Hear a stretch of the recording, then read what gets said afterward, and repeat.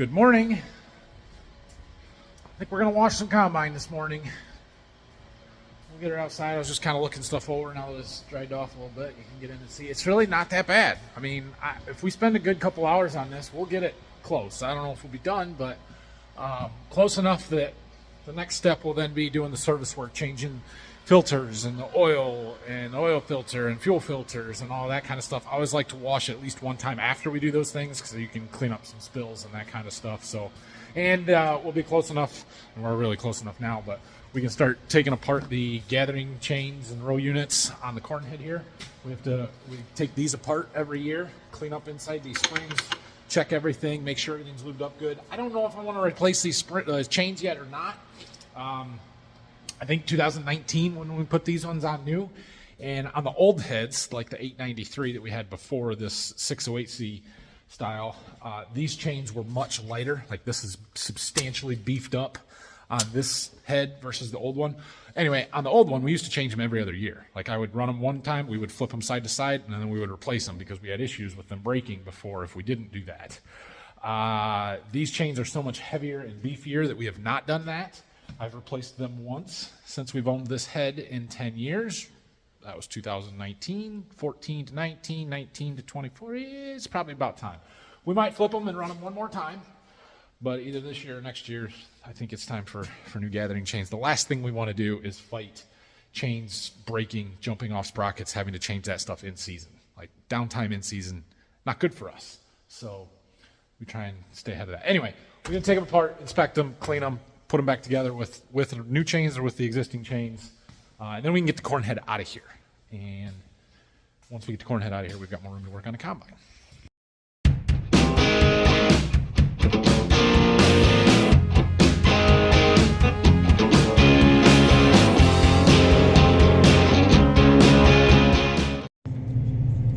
I'm gonna go ahead and open the grain tank up. We'll spend some time in there today.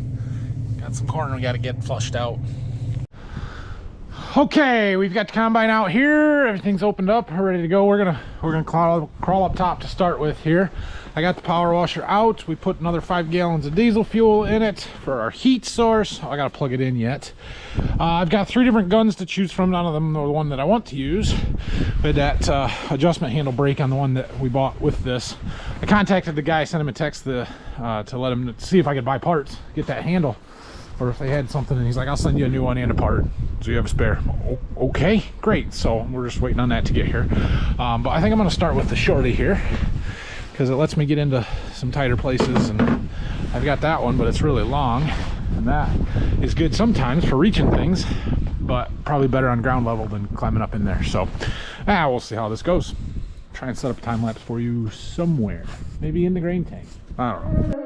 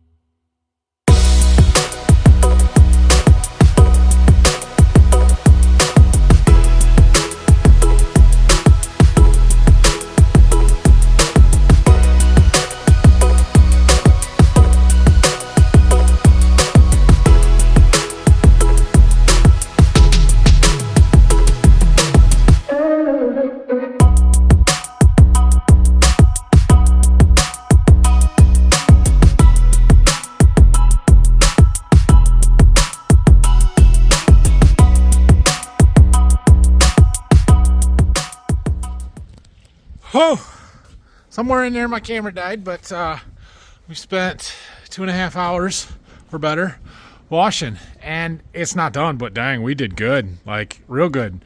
Got the grain tank fairly well. We've got to get the hose up there low pressure and just flush it to the side. I kind of got everything down into the trough, but the power washer was just blowing it everywhere, so we'll rinse that with a hose. I went through the sides under the shields, got everything good.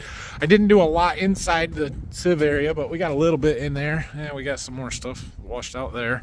Problem is when you wash one spot off and you get it rinsed down, then you blow something else from somewhere else on it, and it's gonna keep going back and forth. But once you get it on the ground, it's usually off.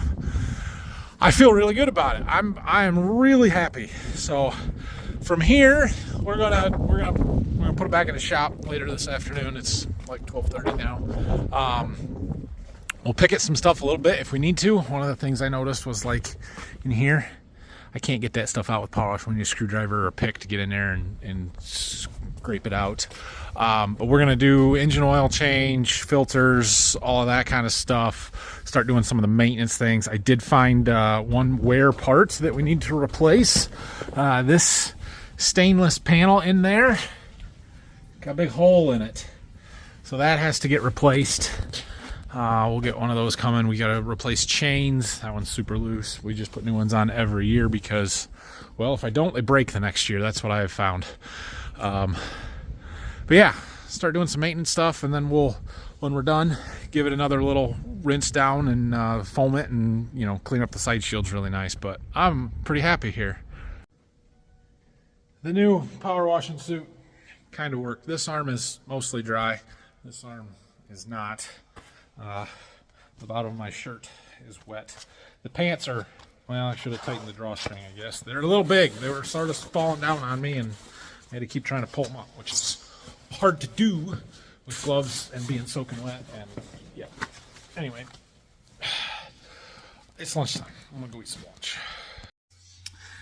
Okay, I am back from lunch. I have not messed with the combine. We've still got that sitting out there. I am taking the afternoon to work on some computer stuff here. I've got a spreadsheet. Can I show you the spreadsheet? I can show you a little bit of the spreadsheet. Hold on a second. There's a whole lot of information on this sheet. Okay, so basically every row is one of our fields, and then you can see the different years across the top here. And I've just updated the 23 column, and I've got a hidden column in there that's got the actual yields because I don't want you to know my actual yields. But you can see, so like this first field, it was corn this year. It was 107.5% of our average. So meaning, just for round numbers because it's easier, say our corn averaged 100 bushels per acre. This field would have averaged 107.5, right? That's what that means.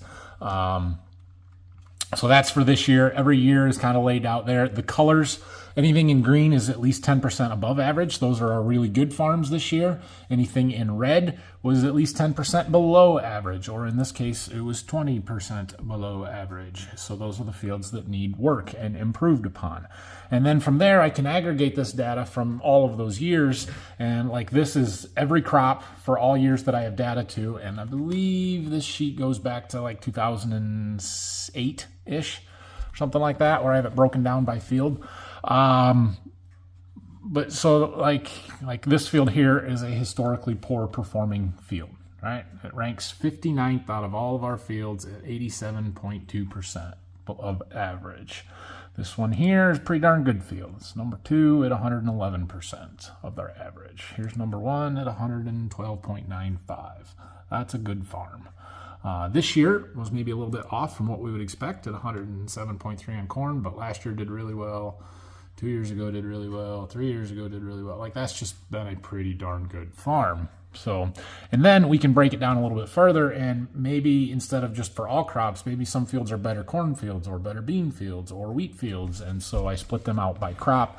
This tells how many years of data that we have. I don't know, how many years was this field corn? It was corn for 8 years. It is the 34th best corn field that we have at 97.5% of the average.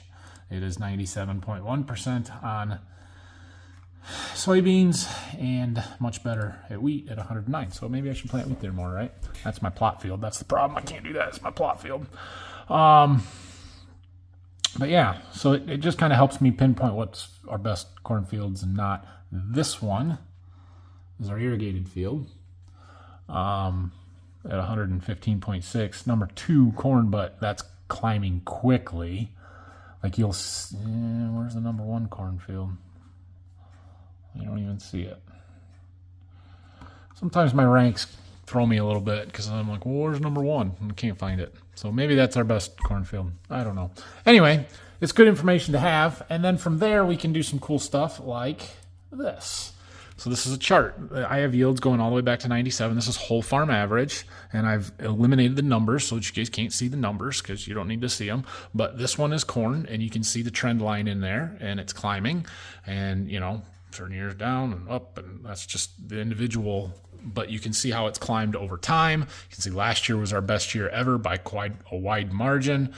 We backed off some this year, but still our third best corn year ever. 1, 2, 3, like we still did really well, and we were right on that trend line or just a touch below it.